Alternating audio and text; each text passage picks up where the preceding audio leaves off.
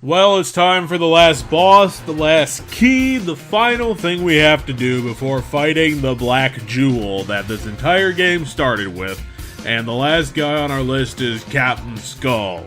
A name so impossibly generic that you would think that this is where Treasure started losing all of its ideas and just stopped trying.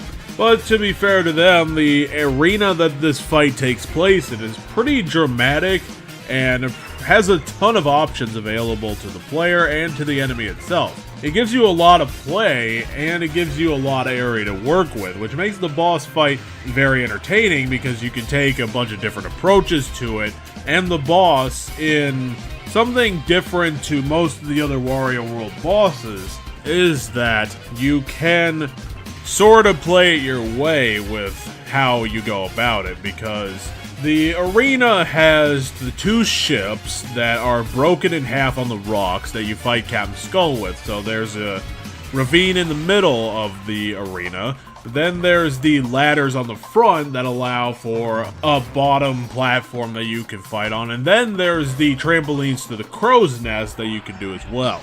On top of you being able to use that to attack Captain Skull a lot, and you will have to be attacking him quite a bit because it takes quite a lot of damage for you to stun him before you can throw him into the sea, and you do have to do a power throw. You can't just throw him into the water. Plus, it's just a better guarantee to actually get that damage.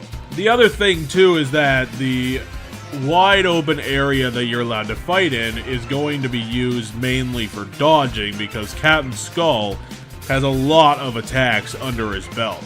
It's mostly going to be projectiles and cannon shots, which can take a little bit more of your health than normal other bosses that you've been fighting in this game. It gets quite exciting because you'll have to be dodging repeated attacks and just running around the arena, jumping up to the crow's nest, falling down. It gets very exciting because Not only are they huge freaking jumps, but the camera angles make it work very well. It gives you a good view of the entire arena, so you can easily just move around very quickly, and it just works quite well with the gameplay they had given to Captain Skull, who is mostly a ranged boss.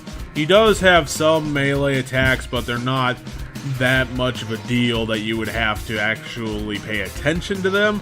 It's not like he can throw you into the sea and do massive damage that way. He's got his guns and he's got his cannon. The only downside is Captain Skull's entire character design. He has no interesting design, no interesting backstory. His gameplay just ties into the generic pirate thing on top of the arena itself.